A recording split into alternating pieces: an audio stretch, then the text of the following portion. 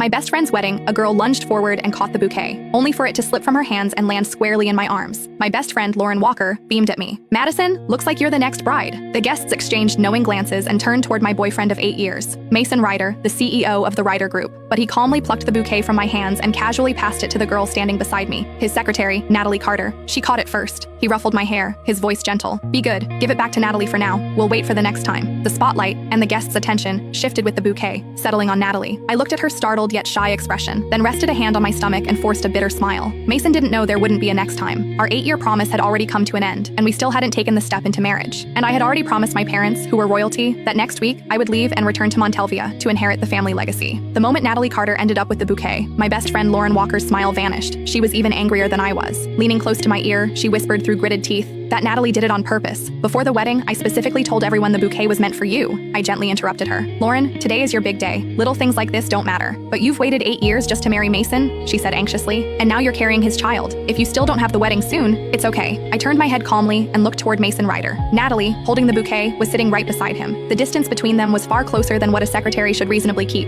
Most of the guests were friends who knew both Mason and me well. Their eyes drifted toward me, curious, sympathetic. Lauren grew even more upset and squeezed my hand tightly. "Madison, I looked into Natalie earlier. She's a calculating gold digger who specializes in seducing rich men. She's been trying to get close to your boyfriend for months. You need to be careful. Lauren, you're the most beautiful bride today. Don't worry about me." I squeezed her hand back and gave her a faint smile. "Besides, I'm not planning to marry Mason anymore. I haven't even told him I'm pregnant." My words were so shocking that Lauren's eyes widened as she stared at me in disbelief. After a long silence, she finally remembered that the wedding ceremony still had to continue. When the wedding ended, Lauren hugged me tightly. "Madison, if you need any help, just tell me. I support whatever decision you make." "What decision?" After she left, Mason walked toward me, calm as ever. "What were you two talking about just now?" Out of habit, he reached out and draped an arm over my shoulders. I shifted slightly to the side and avoided the gesture. "Nothing." He didn't seem to mind my reaction. With a soft laugh, he said, "Are you angry? Natalie caught that bouquet first, after all. She's a young girl. Of course, she dreams about weddings. Catching the bouquet was just her way of borrowing a little luck. Didn't we agree we'd wait for the next time?" He leaned closer, stroking my hair as he patiently tried to soothe me. "Why care so much about Lauren's bouquet? When we get married, I'll prepare an even more beautiful one for you. You can have as many bouquets as you want." Silently, I curled my fingers into my palm and looked straight into his eyes. "Can we get married this month then? Lauren and I made a promise when we were kids. Whoever married first, the other would marry right after. We would be each other's bridesmaids and witness each other's happiness." The air seemed to freeze. Mason's hand, which had been brushing my hair, paused midair. A few seconds later, he chuckled lightly. "You're still taking childhood jokes seriously? I'm the CEO of the Ryder Group. A wedding can't be thrown together so hastily.